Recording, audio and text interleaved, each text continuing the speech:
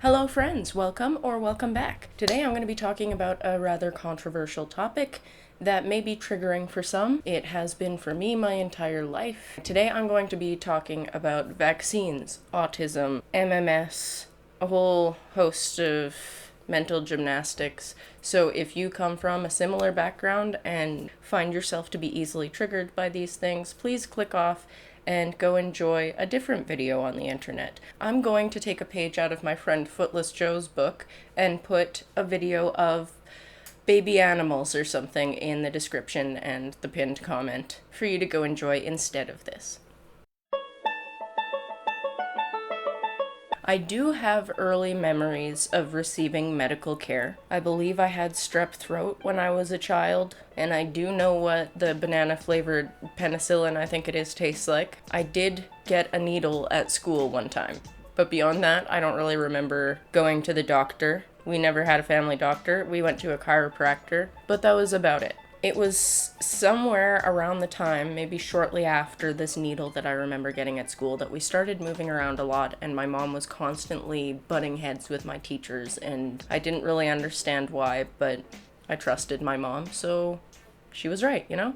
When I was younger, I really loved school. I enjoyed it so much as a temporary escape from home, but as time went on and I got older, I started dropping the ball a lot, as my mother would constantly remind me. I didn't know it at the time, but I spent a lot of time dissociating in class. So instead of learning and absorbing information, I was just not present behind my eyes. I would miss a lot of vital information, which would then cause me to struggle and become overwhelmed by the homework assignments I would receive. I remember one of my social studies teachers in grade 10 or 11 told me, "Kalela, you cannot coast and pass. You have to put work in." And I was very confused and upset because I worked so hard.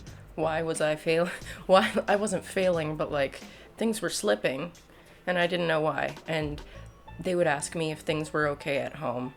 And I would always say yes because things were how they had always been at home. I didn't know any different. The only things I remember actually actively holding my attention during those years in high school were drama class, math class with a very specific teacher, and learning about the Holocaust. Looking at this information with 30-year-old eyes, it's clear to me that because I could find something in each of these subjects to be passionate about, storytelling, hilarious metaphors, and humanity, I was able to excel, or at least comprehend it. As one of my younger siblings started school, I noticed similar patterns of behavior in my mother from my own childhood. Only this time, it wasn't the 90s, so she had a more stable internet connection and stumbled upon some valuable information popularized by one Jenny McCarthy. This information was, of course, based on a false claim by a doctor who later had his life-saving privileges revoked. Rightly so. However, confirmation bias exists, so my mother took this and ran with it. It confirmed that she had done everything right in stopping me from receiving further vaccinations at a certain age and fighting tooth and nail for my future younger siblings to not receive any vaccines at all. In her mind, it confirmed that if there was something wrong with her children, it wasn't her fault. It wasn't because of her genetics. It was because of a grand conspiracy by Big Pharma, and she was going to bust that shit wide open. Pretty soon she was talking about going for her doctorate in what, I'm not sure, and writing a book exposing all of the conspiracies that she was aware of that they didn't want us to know about, endorsing MMS, which she got everyone in the family to take daily for years, and enlightening people on how autism doesn't actually really even exist. If you've never heard of the term Indigo Children, I'll put a screenshot somewhere on the screen. If you've never heard of the term Indigo Children, I'll put a screenshot somewhere on the screen of what Google shows me when I type it into the search bar. I myself was an Indigo Child, and this f***ed with my identity very, very hard. I wasn't truly neurodivergent as people had accused me of as a child, in my mother's words. I was simply closer to God, and He was speaking to her and the world directly through me. I was a vessel of holiness. I was a warrior, an agent of change, a righteous earth angel. And then there came a crystal child. Now, crystal children were even closer to God and lived on a different plane of existence in a different dimension. And that's why it was sometimes difficult to communicate with crystal children, because they're busy serving a higher purpose. So they don't have time for whatever we have going on down here. In reality, this is what we know to be autism. However, it's funny, things changed. I suddenly became evil, lazy, disrespectful, disappointing, abusive. The list goes on and on. My faults were endless. And these are things that my parents said to me after years of, "You've got God in your head and we love you for it." Now that there was someone even closer to God, a potential Messiah even, none of my childhood had happened. I was once kicked out of the house for suggesting that I didn't have a perfect childhood. When I say kicked out, yes, I mean I moved to a different city because I didn't have anywhere to go. It was as if I was a challenge for my mother to overcome. And now that she had kind of gotten that challenge to a manageable level and had a new challenge to move on to, she had to protect her baby.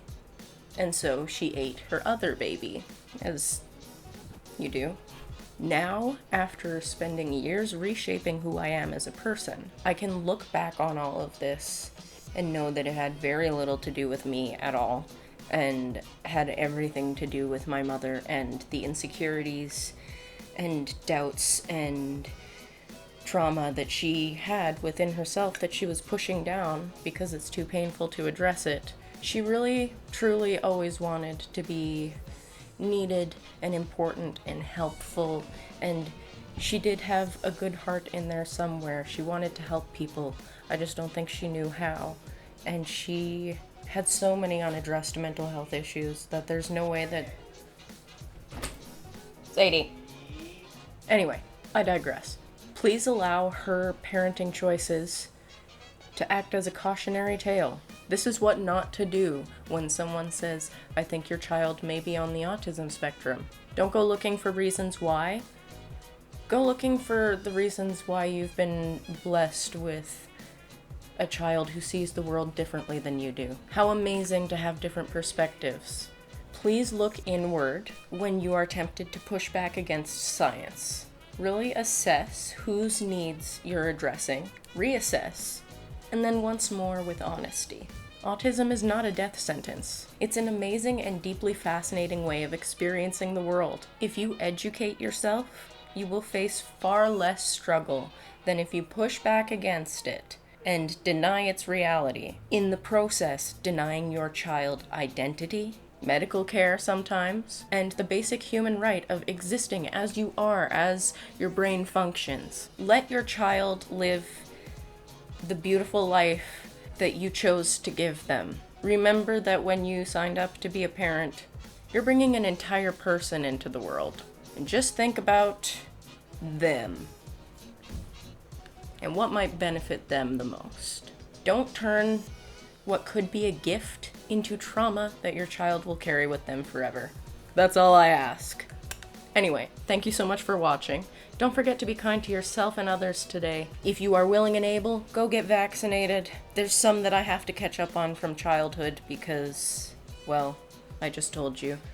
Thank you so much for watching. Don't forget to be kind to yourself and others today, and I will see you soon. Bye!